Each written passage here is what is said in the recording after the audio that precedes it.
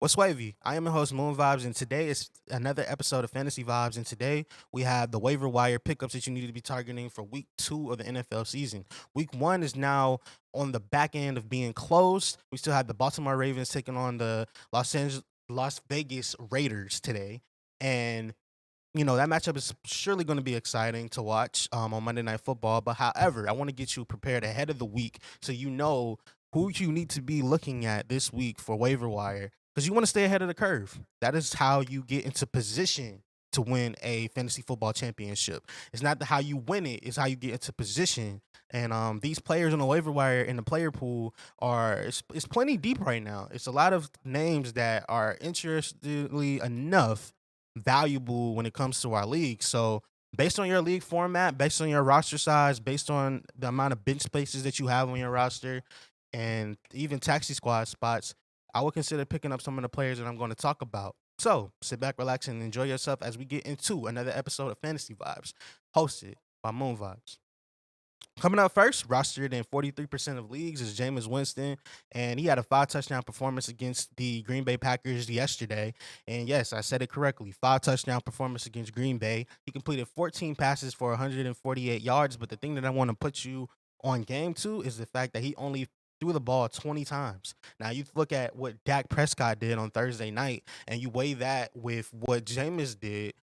Dak had like 4 touchdowns. Jameis had 5, but it's not the same sample size. It's totally different sample sizes. And this week, New Orleans Saints face the Carolina Panthers at home. At home, Carolina will be at home in this matchup, and this is a divisional game. Divisional games just hit different, and we get that week 2 for Jameis Winston. It's hard to argue that he's a top streamer for the week. However, temper your expectations just slightly. But I'm not really concerned because I know that Sean Payton will have a game plan going into this week about Jameis and this offense. Other players that you need to consider at the quarterback position is Teddy Bridgewater, who's currently 11% at Jacksonville this week. And then also Tyrod Taylor, 4% at Cleveland.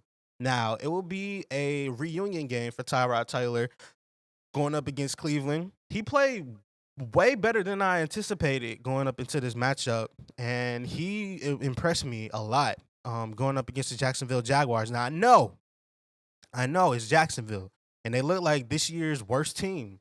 I thought it was going to be the Houston Texans. I was wrong about that. But I say that as a double plug for not only Tyrod going up against Cleveland. I know Tyrod Taylor is not a Patrick Mahomes, but his legs can be useful and add to your fantasy points. And also the matchup after just getting torched by Patrick Mahomes, the Cleveland Browns are now in a position with their defense.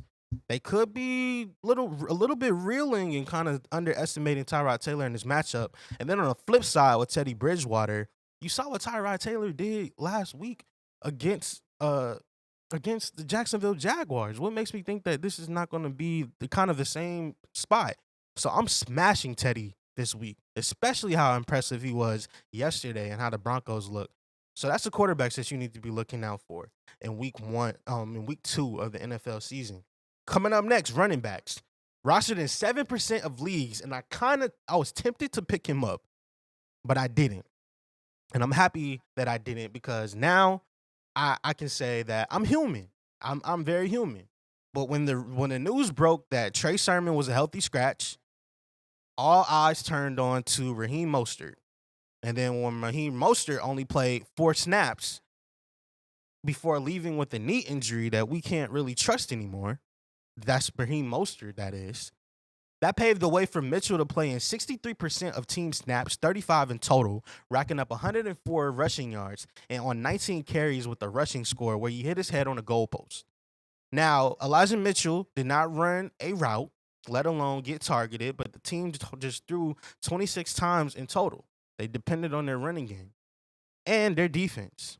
Now, Elijah Mitchell, San Francisco 49ers, is a player that you need to be eyeing, especially with the health of Trey Sermon and Raheem Mostert in question. Elijah Mitchell, go ahead and pick him up on your rosters. Mark Ingram on the Houston Texans. Mark Ingram scored a surprising Houston Texans scored a surprising 37-21 victory over the Jacksonville Jaguars. But Mark Ingram was even more surprising because he led the charge in the Texans' three-headed back committee that they have. Mark Ingram played in 45.3% of the team's offensive snaps. Neither David Johnson nor Phillip Lindsay cracked 30%. Ingram also dominated the carries, 26 for 85 yards and a rushing touchdown. Lindsay had 8 carries for 25 yards in the score, and Johnson ran 3 times for 10 yards, and he had a receiving touchdown. You need to keep this in mind because we've seen this running back core shake out right in front of our face. And the guy that I'm having the most faith in, just watching in week 1, based on what my eyes told me, Mark Ingram is the guy that I want right now on the backfield of the Houston Texans as they take on the Cleveland Browns this week. Kenneth Gainwell, Philadelphia Eagles, rostered in 8% of leagues. The backfield primarily belongs to Miles Sanders, but it's clear to me, and it should be clear to you, that Kenneth Gainwell is the next man up, and it's great to see him being used in such a way right now where he is getting some shine in this offense with the new head coach, Nick Sirianni. Now, Miles Sanders had 15 carries and Gainwell had 9. That's encouraging to see. Only Jalen Hurts had 7 rushes, ran the ball. Those are the only 3 players that ran the ball for the Philadelphia Eagles. Gainwell, he also earned 3 targets out of the backfield, trailing Miles Sanders 5 targets. And for now, 65% of the snaps came for Miles Sanders and 35% came for Gainwell. So we're looking at a 2-back committee, really 3-back if you count Jalen Hurts in this situation.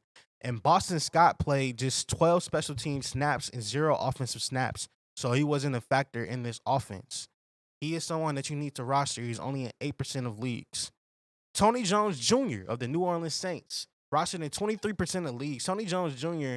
will have minimal standalone value this season if Alvin Kamara is healthy. However, the Saints are going to beat teams by 35 points, then he just may be in a position where he's going to receive value. In week 1, Jones Jr. ended up playing about 33% of the snaps for the Saints, 20 in total. He earned a carry on more than half of those snaps, 11 for 50 rushing yards. He got the claim to fame after Latavius Murray's role totally just got shifted. Jones Jr. in week 1, I will say it again, played 33% of the snaps. Kind of similar to what we just talked about with Kenneth Gainwell, but you need to consider adding him to your roster. Other players that need to be highly considered in the running back position are Latavius Murray, Le'Veon Bell, Tevin Coleman, Larry Roundtree, James Wright, and David Johnson. Those are on the back end of players that I'm targeting. But on the top end, in this running back core, give me Elijah Mitchell, Mark Ingram, Kenneth Gainwell, and Tony Jones Jr. Those are the ones that stood out to me. Coming up for the wide receivers, Nelson Aguilar, New England Patriots, rostered in 33% of leagues. Did you know that Nelson Aguilar actually tied Jacoby Myers as a team leader in routes run with 38 in week 1? Now, I understand that Jacoby Myers led the way with 9 targets, and it was Aguilar coming through with a team-high 72 receiving yards and a lone touchdown reception for the Patriots. But Aguilar did have 7 targets of his own and a strong mark and a strong rapport, it seems like, with Mac Jones as a second option in the passing game. So keep him in mind. He might be a player that you need to add to your rosters this week. I'm putting the watch list at Nelson Aguilar. He's adding to my watch list. Christian Kirk, rostered in only 13% of leagues. Kyler Murray went ridiculous yesterday. Let's just call a spade a spade. Kyler Murray led passing offense, torched the Tennessee Titans defense. Christian Kirk went perfect 5 for 5 on his targets in week 1, and his efficiency was through the roof. Now, Kirk's catches led to 70 yards and 2 touchdowns and a perfect passer rating of 158.3. Now, notably, he ran 22 routes, trailing DeAndre Hopkins' 32 routes ran. AJ Green with 30 routes ran. However, we did see the hyper inefficiency from AJ Green with 2 catches on 6 targets for 25 yards.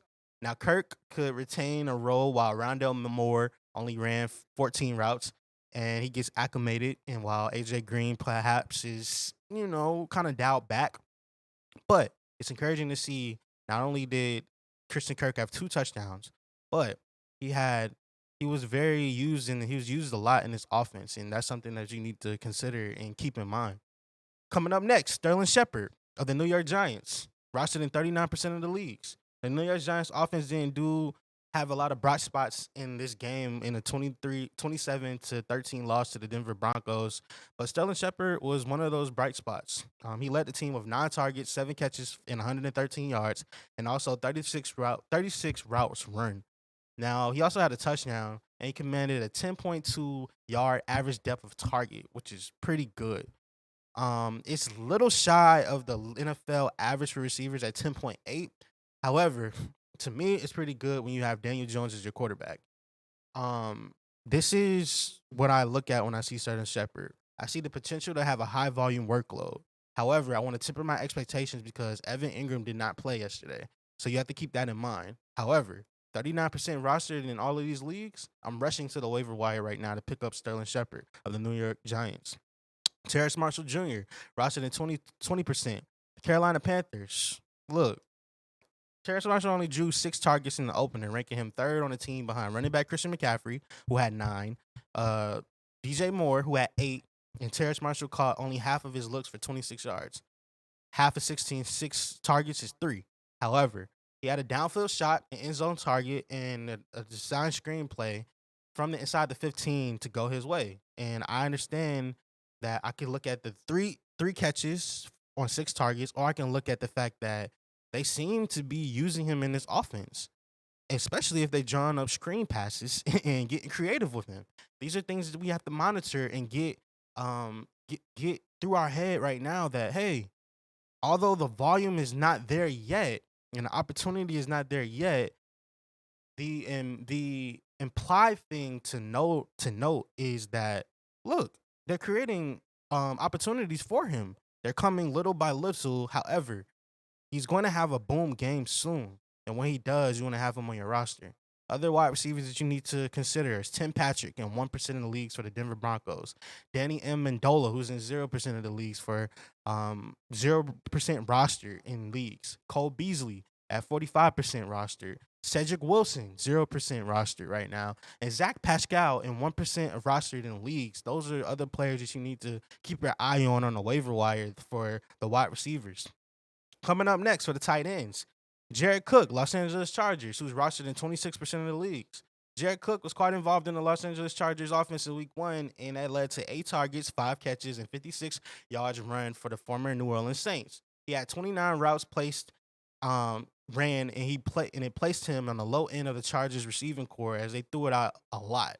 Mike Williams had 41. Keenan Allen had 39. Jalen Guyton had 35. And nobody else than that ran more than 11 routes. We'll see brighter and more fruitful days for Justin Herbert and his offense because they went up against a tough and tall order going against the Washington football team. However, next week they travel against the Dallas Cowboys team that just got dominated by Rob Gronkowski for 2 touchdowns, and he was a leading tight end play in fantasy for week 1. You need to consider rostering Jared Cook. I'm just going to put that out there. Other players that you need to consider are Dalton Schultz of the Dallas Cowboys, 1% going up against the Los Angeles Chargers.